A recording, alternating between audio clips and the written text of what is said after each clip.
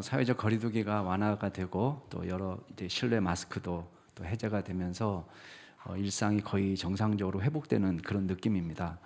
지난 5월 6일 날 이제 어린이날 이제 연휴 기간을 이제 맞이해서 사람들이 이제 어린이날은 아니니까 오늘은 괜찮겠지. 그리고는 이제 테마파크 공원에 방문했는데 이게 터져버린 거예요. 너무 많은 사람이 몰려서 1시간 반 만에, 개장 1시간 반 만에 입장을 중단시킨 사태가 발생했습니다.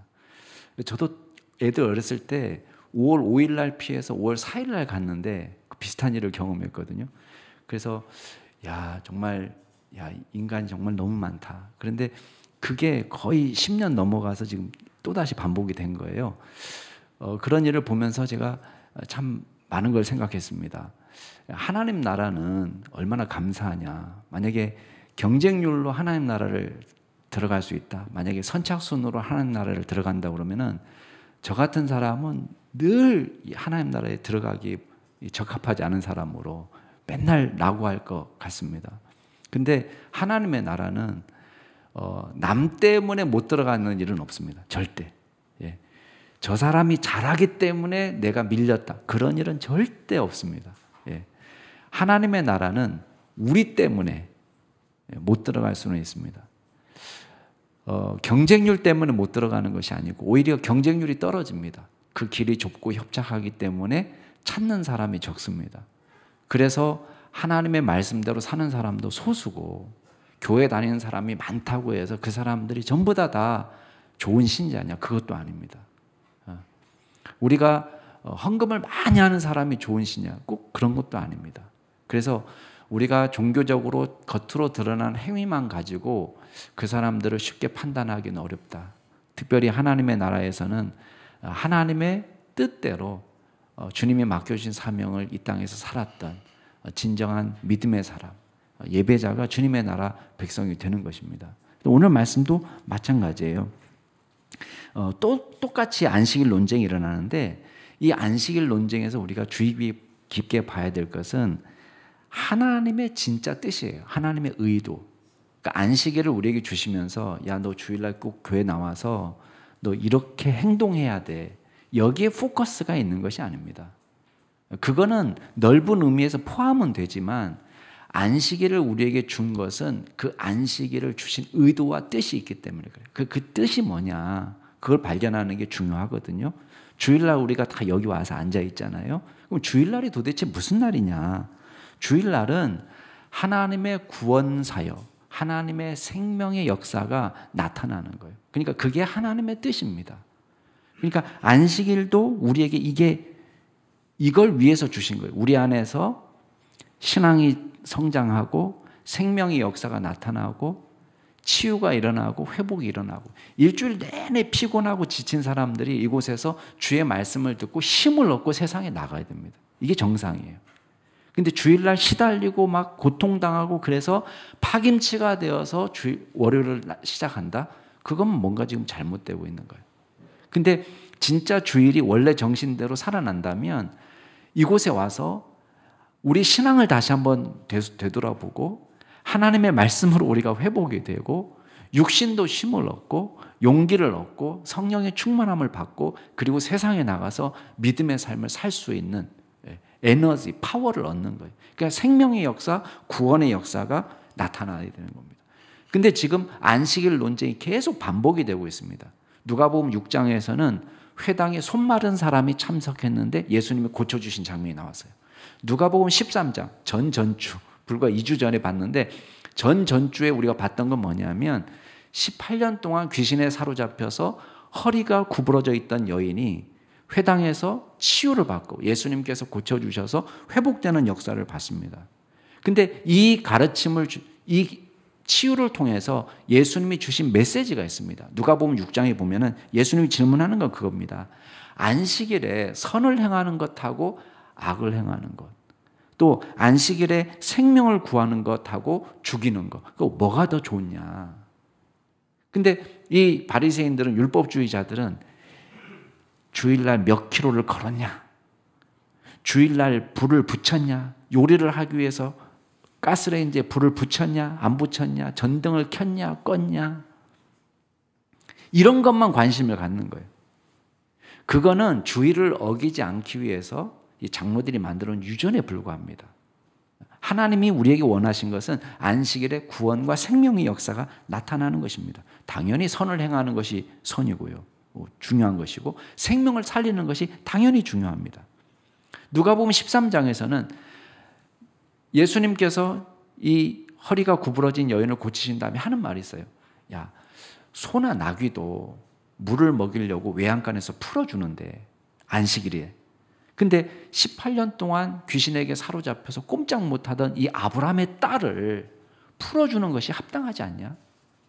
너무나 당연한 말씀이죠. 근데 오늘 또 안식일 논쟁이 반복됩니다. 왜 그럴까요? 왜 이게 반복이 될까요? 이 종교 지도자들은 절대로 예수님의 말씀을 지금 받아들이지 못하고 있습니다. 마음은 완악하고 하나님의 말씀이 들려오지 않고 안식일의 원래 정신을 기억하지 못하니까 이게 자꾸 반복이 되는 거예요. 그러니까 또 똑같이 지금 함정을 팝니다. 어떤 바리새인 지도자가 예수님을 식사 자리에 초대했습니다. 안식일입니다. 바리새인 지도자라고 이야기했으니까 지위가 굉장히 높은 사람이죠. 어떤 분은 사내들인 공의회 회원이다. 그러면 우리식으로 얘기하면 국회의원 같은 거거든요. 근데 국회의원보다도 더 되기가 힘들어요. 왜냐하면 70명밖에 안 되니까. 그 안에 들어가야 되는 거예요. 종교 지도자 70명 안에 들어가는 사람일 수도 있고 아니면 적어도 바리새인의 지도자라고 이야기했으니까 바리새인들의 리더 그룹에 속하는 사람입니다. 근데 이 사람이 예수님을 초대했어요. 왜 초대했을까요? 좋은 의미에서 아닌 것 같습니다. 거기 보면 1절에 보면 바리새인들이 엿보고 있었다 이런 말 나옵니다. 엿보고 있었다는 건 뭐냐면 함정을 파가지고 넘어지나 안 넘어지나 덫에 걸리나 안 걸리나 지금 보고 있는 거예요. 여기에 누가 참석했느냐? 수종병에 걸린 환자가 참석했습니다. 자, 수종병은 병명은 아닙니다. 증상입니다. 증상. 우리식으로 얘기하면 복수 찬 거를 의미합니다. 물론 꼭 배에만 물 찬 거를 말하는 건 아니지만 이 몸 안에 이제 염증 때문에 이제 물이 차 있는 거 어떤 세포 조직이든 간에 상관없이 그거를 뜻하는 단어입니다. 수종증에 걸렸다. 그러면 아마도 뭐 암 때문에든지 뭐 때문에든지 복수가 차오르는 그런 상황일 수도 있습니다. 굉장히 심각한 거죠. 이 사람이 왜 이 자리에 있을까요? 무턱대고 예수님 나를 고쳐주십시오 해서 쫓아온 사람일 수도 있지만 엿보고 있었다라는 말을 보면은 일종의 덫이에요. 안식일에 예수님이 병을 고쳐주시나 고쳐주지 않으시나 살펴보는 거예요. 만약에 고쳐준다면 안식일을 어겼기 때문에 고소하려고 하는 것이죠. 얼마나 악합니까? 여러분 사람이 목적이 돼야 돼요. 사람은 사람 자체로 존중받아야 되는데 지금 사람을 뭘로 사용하고 있어요? 이 극심한 환자를 지금 예수님을 넘어뜨리는 수단으로 사용하는 것입니다. 예수님은 병을 고치시는 분이다. 주제의 사실입니다. 모든 사람들이 다 알고 있습니다. 그러면 이 사람이 정상적으로라면 어떻게 해야 되냐? 예수님 고쳐주세요. 이렇게 말해야 돼요. 근데 이 사람을 가운데 세워놓고는 예수님을 넘어뜨릴 기회를 엿보고 있는 것입니다. 예수님이 질문하세요. 3절 같이 한번 읽어볼까요? 3절 시작. 예수께서 대답하여 율법 교사들과 바리새인들에게 이르시되 안식일에 병 고쳐주는 것이 합당하냐 아니하냐. 예, 어떻게 대답해야 되겠습니까? 안식일에 병 고쳐주는 것이 가능하냐? 이게 합법적이냐? 물어보면 아니요 라고 말하면 이 사람이 하고 싶은 말이죠. 그러면 유리한 고지를 선점할 거예요. 그죠? 안식일 논쟁에서. 그런데 쉽게 아니요라고도 말 못해요. 왜? 다른 주변에 보는 사람들은 예수님이 고쳐주기를 바라는 사람도 있단 말이에요. 잠잠합니다. 아무도 대답 못합니다. 그랬더니 예수님이 병을 고쳐줬어요. 말이 아니라 행동으로 답변하신 것이죠. 그러면서 이렇게 말씀하십니다. 자, 5절 말씀 같이 한번 읽어볼까요? 시작. 또 그들에게 이르시되 너희 중에 누가 그 아들이나 소나 우물에 빠졌으면 안식일이라도 곧 끌어내지 않겠느냐 하시니. 당연하죠. 여러분, 아들이 우물에 빠졌습니다.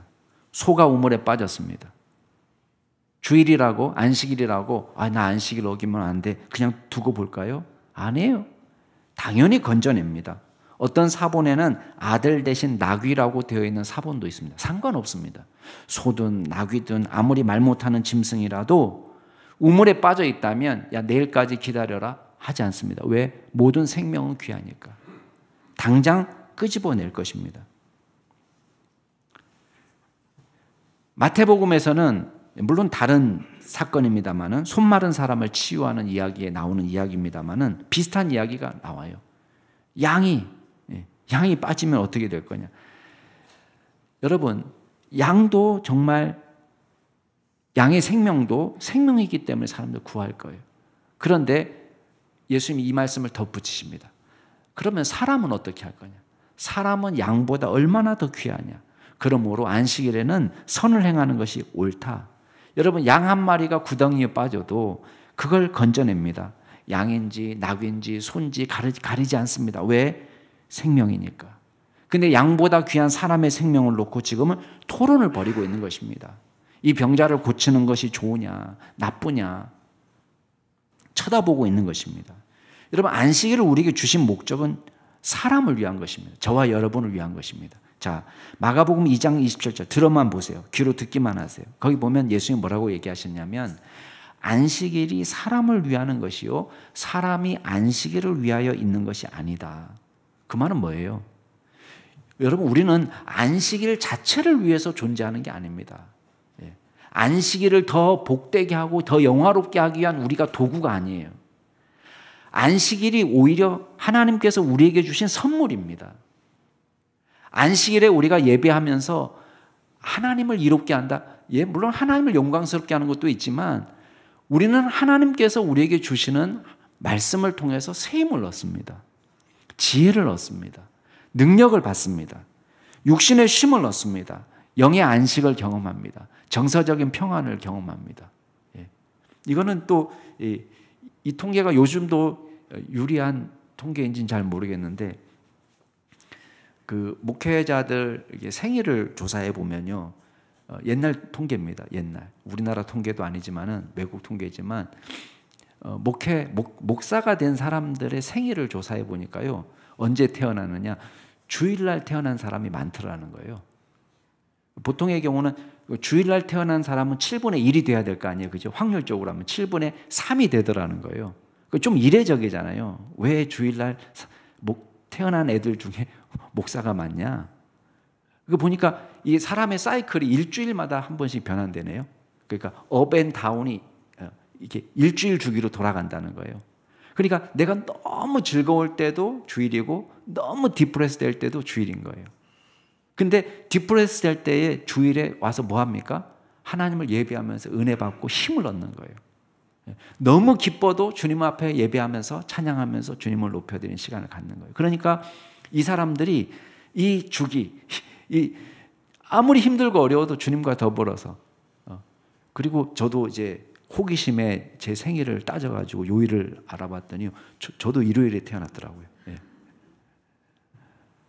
근데 물론 이제 요새는 모르겠습니다. 이 통계가 옛날 통계니까. 근데 여러분, 우리가 중요한 게 있습니다. 결국은 주일은 하나님께서 우리에게 주신 선물이고 우리 가운데 주일날 일어나길 원하는 것은 기쁨을 얻고 힘을 얻고 안식을 얻고 평안을 누리고, 그게 중요한 것입니다. 그러니까 우리가 너무 일 때문에 힘들지 않도록 조절하는 것도 중요해요. 그래서 제가 1인 1사역만 하세요. 웬만하면 2개, 3개 막 이렇게 하지 않도록 좀 우리가 조절합시다. 이렇게 말하는 이유도 우리가 주일을 위해서 존재하는 게 아니라 주일이 우리를 위해서 존재하는 거예요. 이 하나님이 우리에게 주신 선물이에요. 그래서 사실은 하나님 나라에서 주님과 교제하는 그 천국 잔치의 예표예요. 그걸 미리 경험하는 것입니다. 선취하는 거예요. 그래서 이걸 안식일이라고 이야기하지만 결국 궁극적인 안식은 언제 경험하는 거예요? 주님의 나라에서 경험하는 거예요. 주님과 함께 주님의 나라에서 주님의 잔치자리에서 축제가 벌어지는 게 이게 원래 안식일의 의미입니다. 그러니까 구원이 우리에게 선물인 것처럼요, 안식일도 우리에게 선물입니다. 그렇기 때문에 자, 안식일은 또 우리에게 뭘 가르쳐 주냐면 우리 인생에 있어서 추구해야 될 목표가 뭔지도 가르쳐 줍니다. 사실 안식일이 꽃이잖아요. 그러면 안식일에 일어나는 일이 뭐냐? 안식일에 주님을 진심으로 예배하고 또 이웃에 대한 진정한 사랑이 일어나는 날이에요. 그러면 우리의 인생의 목표도 뭐냐? 우리의 인생의 목표도 모든 분주한 것을 스톱시키고 할 만큼 이게 중요하다 그러면 우리의 인생의 목표도 여기하고 연결되어 있습니다. 뭐하고 연결되어 있냐? 예배, 또 섬김. 이게 우리의 인생의 목표가 되는 거예요. 그래서 하나님을 영화롭게 하는 것이 예배로 나타나는 것이고 또 이웃을 사랑하는 것이 섬김으로 나타나는 것입니다. 이게 우리의 인생의 목표가 된다. 자, 오늘 말씀에서 이 바리새인들이 여기에서 실패하고 있다는 걸 보게 됩니다. 그러니까 신앙이 무너지니까 예배도 실패하고 있고 섬김도 실패하는 거예요. 두 번째 보면은 지금 바리새인들이 예배에 실패하고 믿음에서 실패하는 것을 보여주는데 그 이유가 무엇이냐? 사실 하나님은 자기를 낮추는 사람을 높여주는데 지금 바리새인들이 추구하는 인생은 자기 스스로 높아지는 인생이에요. 예수님께서 초대해서 식사 자리에 가셨는데 특이점을 발견했습니다. 뭐냐면 초대받은 사람이 서로 높은 자리를 차지하려고 애쓰는 거예요. 고대 로마에는 트리클리니움이라는 의자가 있습니다. 좀 식탁이 U자형으로 생겼는데 U자형인데 U자 센터에 주인이 앉습니다. 그러면 상석은 어디냐? 주인의 좌우편에 있는 사람이 상석이겠죠. 그 다음 좌석이 그 다음 차석, 그 다음 해서 말석은 저 끝으로 가는 거예요. 그게 연회에서 자리 배치입니다. 근데 사람들이 서로 상석에 앉기 위해서 쟁탈전을 벌이는 거예요. 볼성사납게. 그래서 예수님이 이런 비유를 하셨습니다. 자, 8절부터 10절까지 좀 길지만 한번 읽어볼까요? 자, 8절부터 읽겠습니다. 시작. 내가 누구에게나 혼인잔치에 청함을 받았을 때에 높은 자리에 앉지 말라. 그렇지 않으면 너보다 더 높은 사람이 청함을 받은 경우에 너와 그를 청한 자가 와서 너더러 이 자리 사람에게 사례를 내주라 하리니 그때에 내가 부끄러워 끝자리로 가게 되리라. 청함을 받았을 때에 차라리 가서 끝자리에 앉으라. 그러면 너를 청한 자가 와서 너더러 벗이어 올라앉으라 하리니 그때야 함께 앉은 모든 사람 앞에서 영광이 있으리라. 자, 혼인잔치에 예를 들고 계신데 초대받으면 가서 무조건 높은 자리에 앉지 말라는 거예요. 왜냐? 위험 부담이 너무 큽니다. 일단 초대받은 손님은 전체 손님 명단을 갖고 있지 않습니다. 감에 의해서 내가 그래도 이 중에 제일 지위가 높은 사람 같은데 그리고는 덥석 자리에 앉았는데 주인이 오는 거예요. 굉장히 난처한 모습으로 옵니다. 아이고 죄송하지만 이분이 이 자리에 앉아야 될 텐데 죄송하지만 저쪽에 좀 앉아 주십시오. 자, 이런 일이 벌어지면 아무리 주인이 정중하게 이야기해도 창피한 거예요. 우리는 자리에 앉았는데 일어나가지고 저 말석에 가서 앉으려고 하면은 그게 얼마나 창피한 일입니까? 그러니까 차라리 초청을 받으면은 아예 끝자리에 가서 앉으라는 거예요. 그러면 어떤 일이 벌어져요? 주인이 와서 자리를 조정하겠죠. 아유, 이쪽에 앉으세요. 거기 이쪽으로 올라오세요. 이렇게 하면 오히려 이 사람한테 영광이 된다는 것입니다. 그러면서 11절에 굉장히 중요한 교훈을 이야기하고 있습니다. 결론적으로 11절 같이 한번 읽어보겠습니다. 시작. 무릇 자기를 높이는 자는 낮아지고 자기를 낮추는 자는. 이게 왜 이 교훈이 중요할까요? 사실 이 교훈은요, 유명한 랍비 아키바라는 사람도 이야기한 적이 있습니다. 물론 예수님보다 뒤에 태어난 사람이에요. 근데 유대인들도 그 사람들이 기록한 문헌에 보면은 이 랍비 아키바가 기록한 문헌에 보면은 그런 말이 있습니다. 비슷해요. 초대받았을 때에 두세 자리 밑에 가서 앉으라는 거예요. 자기 짐작에 여기 내가 앉을 수 있을 것 같은데 하는 그 짐작되는 자리보다 두세 자리 밑으로 가서 앉으라는 거예요. 그러면 주인이 와서 올라와라 이렇게 말하는 것이 내려가라, 내려가라 이렇게 말하는 것보다 훨씬 낫다. 이렇게 이야기했습니다. 여러분, 예수님께서 우리에게 가르쳐 주시고 싶은 교훈은 뭡니까? 일종의 처세술인가요? 사회생활을 어떻게 해라 이렇게 가르쳐 주는 것입니까? 아니에요. 그것보다 더 중요한 게 있습니다. 교만한 마음을 지적하고 있는 것입니다. 여러분, 스스로 높이는 마음, 자기의, 자기 자랑에 기반합니다. 내 능력을 신뢰하는 데서 시작합니다.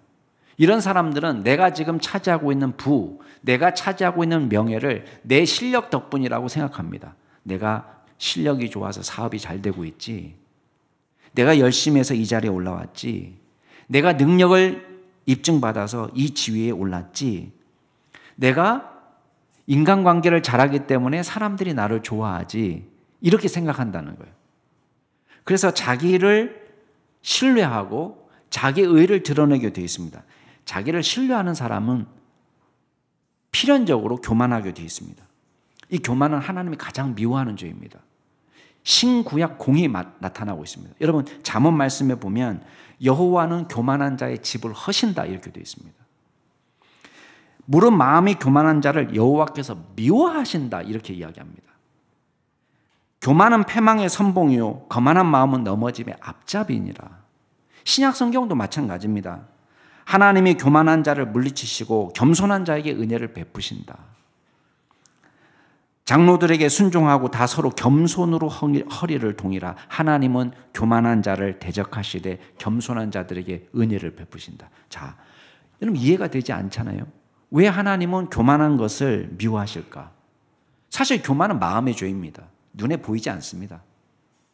또 언뜻 보면은 다른 사람에게 직접적인 피해를 주는 것도 아닙니다. 두세 자리 높은 자리에 앉은 것이 그렇게 뭐 죽일 죄입니까? 여러분 어떻게 생각하십니까? 이게 정말 윤리 도덕적으로 또 법적으로 비난받아야 될 죄냔 말이죠. 그런 건 아닙니다. 그런데 도대체 왜 또 무슨 피해를 하나님께 입혔다고 하나님께서 교만한 자를 미워하신다라고 이야기할까요? 이유는 간단합니다. 여러분, 교만은요, 자기 신뢰예요. 자기를 신뢰하는 사람은 하나님을 믿지 않습니다. 마음으로 진짜 교만한 사람은 하나님을 믿기 어렵습니다. 하나님께서 베풀으신 은혜를 망각합니다. 하나님을 의지하지 않습니다. 모든 공을 자기에게 돌립니다. 반면에 겸손은 자기를 신뢰하지 않는 것입니다. 비굴해지는 게 아닙니다. 자기를 낮추고 굽신굽신하는 것이 아닙니다.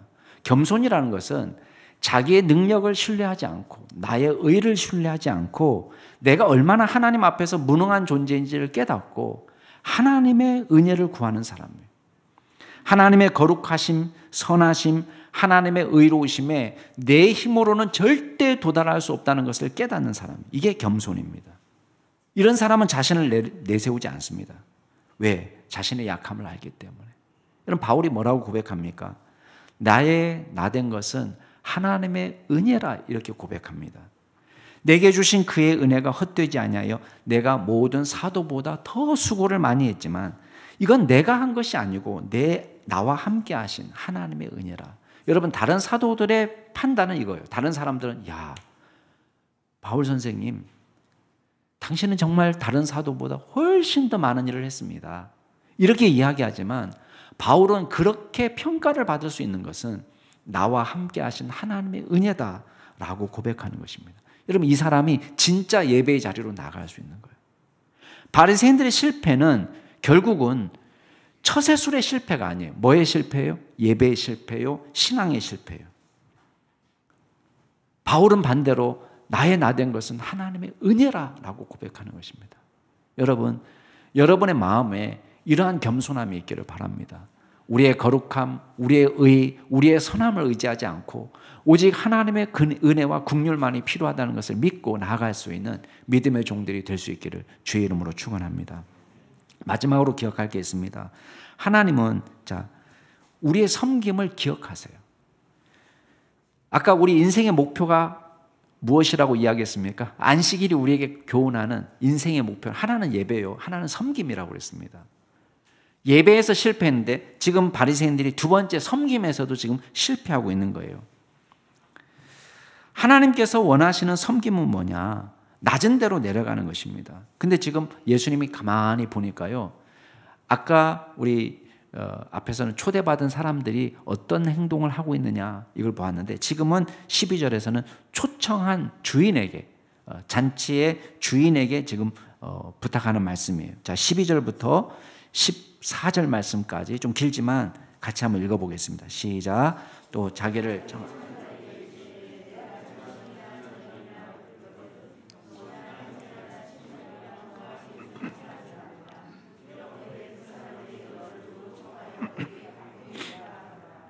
잔치를 베풀거든 차라리 가난한 자들과 몸 불편한 자들과 저는 자들과 맹인들을 청하라.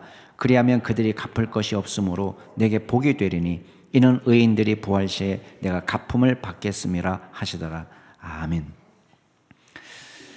현대 사회에서도 물론 중요한 원리지만 고대 사회에 특별히 중요한 원리는 상호성의 원리입니다. 상호성의 원리는 뭐냐면 저 사람이 나에게 대접하면 내가 대접해 줘야 된다는 거예요. 이게 상호성의 원리입니다. 이게 꼭 나쁜 것만 아닙니다. 그렇죠?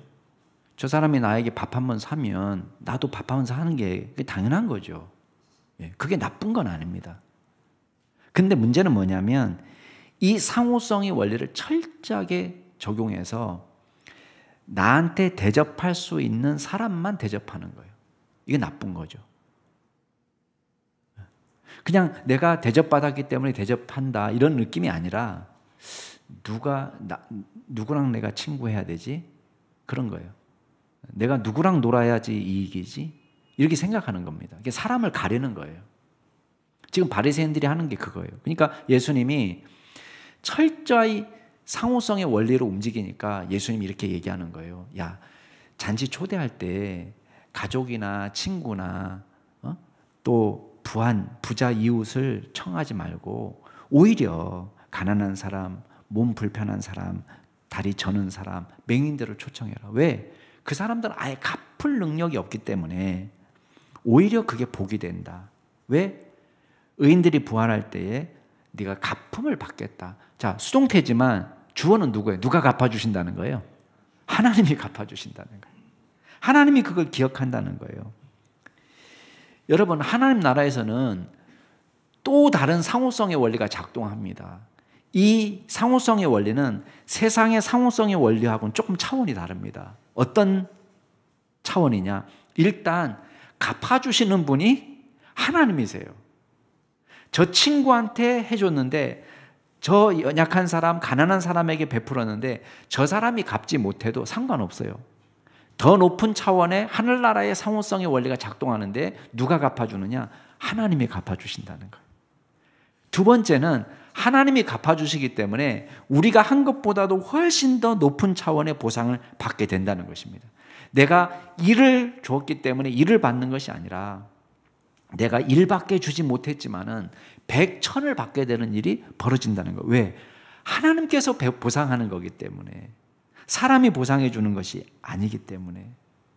여러분, 세상의 처세술은 권력의 아부하라고 이야기하고 반대급부가 없으면 아예 좋은 일을 행하지 말라라고 이야기합니다. 그러나 하나님 나라의 원리는 전혀 다른 원리입니다.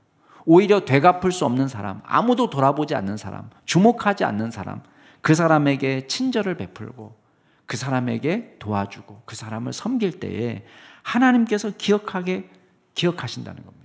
여러분, 이게 얼마나 감사합니까? 여러분, 감사하게도 이런 분들은 우리 주변에 막 너무너무 많습니다. 여러분, 예수님께서도 가난한 자들은 항상 우리 주변에 있다 이렇게 가르칩니다. 우리가 섬길 수 있는 분은 주변에 너무너무 많습니다. 우리가 도와야 될 사람이 늘 있습니다. 심지어는 평균 이하의 가난한 사람도 여러분 주변을 한번 돌아보세요.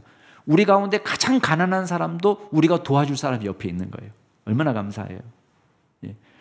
도울 수 없는 사람은 세상에 없습니다. 왜? 항상 우리보다 더 연약한 사람은 있게 마련이에요.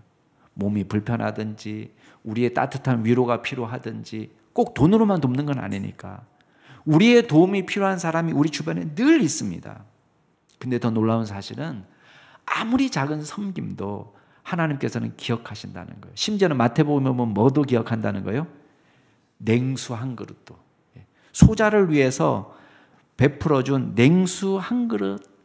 냉수 한 그릇 줄 수 없는 사람 있나요? 우리 중에 다 냉수 한 그릇 대접할 수 있어요. 심지어는 냉수 한 그릇에 얼음도 동동 띄울 수 있습니다.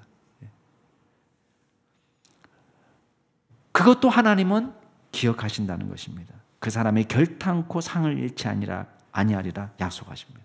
우리 사랑하는 우리 남양주 중심교회 성도 여러분,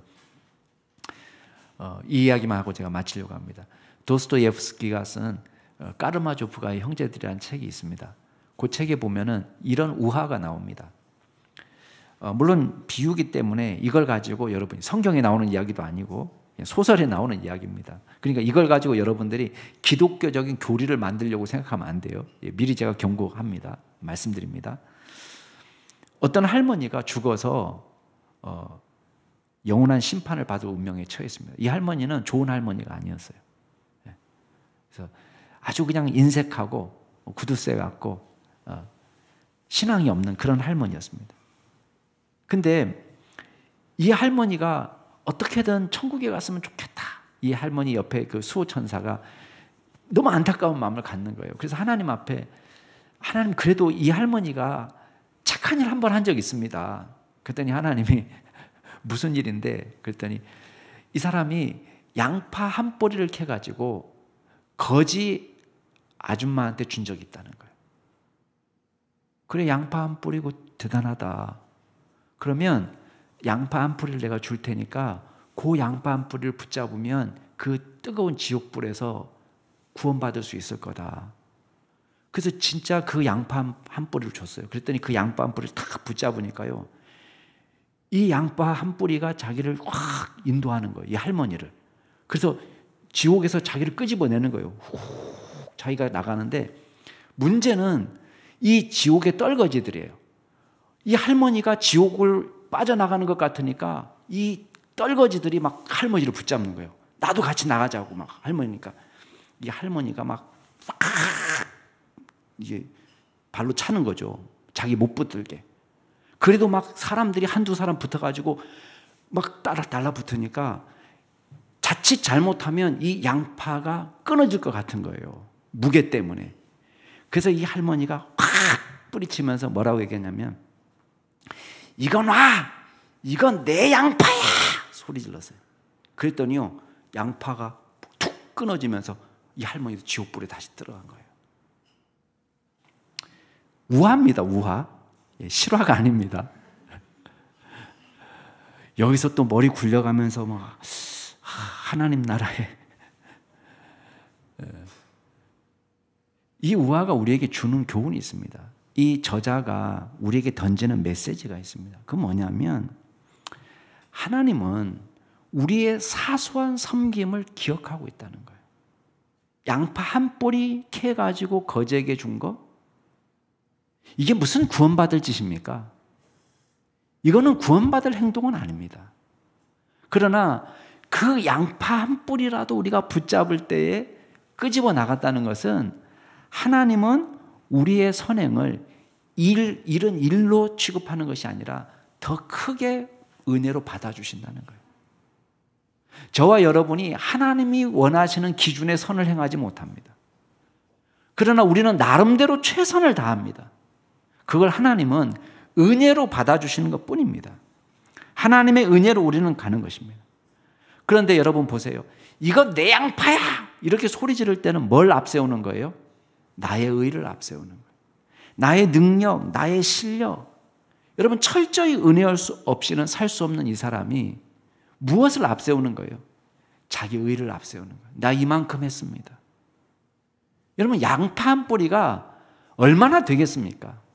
근데 이 할머니는 내 양파야! 소리를 지르는 거예요. 여러분, 우리도 마찬가지입니다. 우리가 하나님의 은혜 없이 살 수 없다는 사실을 깊이 깨달은 죄인, 깊이 깨달을 때, 그때 비로소 우리가 높은 자리에 마음을 두지 않게 됩니다. 낮은 데로 시선이 갑니다. 받은 은혜를 기억합니다. 그저 감사할 뿐입니다. 나 같은 죄인을 살려주신 하나님의 은혜가 크다라고 예배하게 됩니다. 그 은혜를 다 갚을 길이 없지만 이 땅에 사는 동안 조금이라도 갚으면서 살겠습니다. 우리의 시선이 낮은 데로 갈 수 있는 것입니다. 이게 그래서 둘이 연결되어 있습니다. 높은 데에 마음을 두지 말라와 낮은 데에 우리가 시선을 두는 것은 같이 연결되어 있어요. 뭘로 연결되어 있어요? 이게 믿음이요, 이게 겸손입니다. 이게 감사요, 하나님의 은혜를 기억하는 마음입니다. 이 사람이 크리스찬입니다. 하나님께서 낮은 데로 임하여 주신 그것을 기억하시고 감사하시기 바랍니다. 예수님께서 높은 보좌를 버리시고 우리를 구원하시기 위해서 이 땅에 내려오셨어요. 그리고 그분이 우리를 붙잡아 주셔서 하늘나라로 올려주신 것입니다. 우리가 그 길을 스스로 찾아갈 수 있는 능력은 없습니다. 그러나 주님께서 우리를 붙잡아 주시고 구원해 주신 그 은혜로 우리가 살아있는 것입니다. 그러므로 그 은혜를 기억하고 우리의 시선을 이제는 예수님처럼 낮은 데로 둘 수 있기를 바랍니다. 그리고 믿음으로 섬기는 귀한 종으로 살 수 있게 되기를 주의 이름으로 축원합니다. 이 시간 같이 한번 기도하겠습니다. 여러분, 우리가 말씀을 생각하면서 우리 같이 기도하는 것이 중요합니다. 여러분, 오늘 말씀 속에서 여러분의 가슴을 쳤던, 여러분의 마음에 깊이 와 박힌 말씀들이 있을 줄 압니다. 우리가 우리 스스로 자신을 높이는 교만의 죄를 범했습니까? 나의 의를 의지합니까? 나의 실력이나 나의 능력을 의지합니까? 나의 지위를 사랑합니까? 내가 지금 누리고 있는 명예를 사랑합니까? 여러분, 이 교만을 벗어버리고 겸손한 믿음을 허락해 달라고 우리 자신을 위해서 같이 기도할 수 있기를 바랍니다. 기도하겠습니다. 오 아버지 하나님, 주님, 우리가 오늘 말씀을 통해서 우리 자신을 달아봅니다. 주여, 우리가 이 땅에 살아가면서 우리가 높은 데 마음을 두고 나의 의를 드러내고 나의 능력과 나의 실력을 자랑할 때가 얼마나 많습니까? 아버지 하나님, 이 교만의 죄를 주님 앞에 회개합니다. 하나님, 주님을 온전히 신뢰하지 못하고 나의 의를 신뢰하고 나의 믿음을 자랑하고 나의 명예와 나의 지위를 자랑했던 우리의 잘못을 주님 앞에 회개하오니 하나님께서 용서하여 주시고 오직 철저히 우리가 주님 앞에 겸손하게 엎드려서 하나님의 은혜만 사모하며 나아갈 수 있는 귀한 종들이 다 되게 하여 주옵소서. 예수 그리스도의 은혜가 아니고서는 구원받을 수 없다는 것을 기억하고 주님의 은혜에 우리의 자신을 주여 맡기는 귀한 저희들 될 수 있도록 도와주시옵소서. 그리하여 이 땅에 사는 동안에 우리가 높은 곳에 마음을 두지 않고 끝까지 겸손하게 살아가게 하여 주시고, 하나님 온전히 주님께서 도우시는 은혜를 우리가 기억하며 믿음으로 살아갈 수 있는 저희들 될 수 있도록 주여 인도하여 주시옵소서. 그리하여 주님, 사람이 목적이 되는 인생, 우리가 다른 사람을 위해서 살아가는 귀한 인생을 살아가는 저희들 될 수 있도록 주여 인도하여 주시고, 주님께 앞에서 베풀어 주시는 그 은혜를 늘 기억하며 믿음으로 살아갈 수 있도록 주여 인도하여 주시옵소서. 하나님께서 우리 한 가지만 더 기도하겠습니다. 이 시간 기도하실 때에 우리의 시선을 낮은 데로 둘 수 있는 믿음의 종이 될 수 있도록 허락해 달라고, 우리가 주어진 권한과 또 주어진 지위와 주어진 재원과 주어진 실력을 가지고 다른 사람을 섬기고 돕는 일을 적극적으로 할 수 있는 믿음을 허락해 달라고, 우리의 시선을 늘 낮은 데로 두고 우리가 섬겨야 될 사람들의 필요에 민감한 종들이 될 수 있도록 도와달라고, 이 사회를 우리를 통해서 변화시키고 새롭게 되는데 일조할 수 있는 빛과 소금이 되게 해달라고 우리 자신을 위해서 다시 한번 기도하겠습니다. 오 아버지 하나님, 저희들을 불쌍히 여겨 주시옵소서. 아버지 하나님, 저희들이 주님 나라 위하여 일하고 섬기는데 우리가 쓰임받기를 소원합니다. 우리가 이기적으로 우리의 인생이 내 목적을 위해서 살아가는 것이 아니라 하나님께서 이 땅에 보내실 때 내신 이유대로 살아갈 수 있는 믿음의 종이 될 수 있도록 도와주시옵소서. 우리 주변에 섬겨야 될 수많은 분들을 기억하게 하여 주옵소서. 하나님, 우리가 갖고 있는 실력이나 우리가 갖고 있는 지위나 갖고 있는 재능을 주님 나라 위하여 일할 수 있도록 도와주시고, 우리의 시선을 늘 낮은 데로 둘 수 있는 저희들 되게 도와주시옵소서. 우리가 섬겨야 될 대상에 민감하게 하여 주시옵소서. 우리의 필요에 민감한 자들이 되지 않게 하여 주시고, 우리 가족들과 우리 식구들만 생각하는 자들이 되는 것이 아니라 우리의 이웃을 넉넉하게 돌아볼 수 있는 믿음을 갖고 살아갈 수 있도록 주여 인도하여 주시옵소서. 그리하여 주님께서 기뻐하시는 믿음의 종으로 하나님께서 저희들에게 맡기신 사명을 감당할 수 있는 귀한 종들로 살아갈 수 있도록 주여 인도하여 주옵소서. 우리 남양주 중심교회 속한 모든 믿음의 일꾼들이 주님 빛과 소금으로 이 땅에서 살아갈 수 있는 귀한 종들이 다 될 수 있도록 주여 인도하여 주시옵소서. 주님의 말씀을 대할 때마다 우리의 힘과 능력으로 구원받을 수 없고 오직 주님의 은혜와 사랑만이 절실함을 다시 한번 깨닫게 됩니다. 아버지 하나님, 주님께서 저희들을 위하여 기꺼이 낮은 자리에 내려오신 그 은혜와 사랑을 기억하며 저희들도 낮은 자리에 설 수 있는 믿음의 종들이 될 수 있도록 도와주시옵소서. 우리가 신앙생활하면서 이기적이고 우리의 필요에만 민감한 것이 아니라 우리 이웃의 필요에 더 민감한 믿음의 종으로 살아갈 수 있도록 주여 인도하여 주시옵소서. 감사드리며 모든 말씀 우리 구주 예수 그리스도의 이름으로 기도드리옵나이다. 아멘.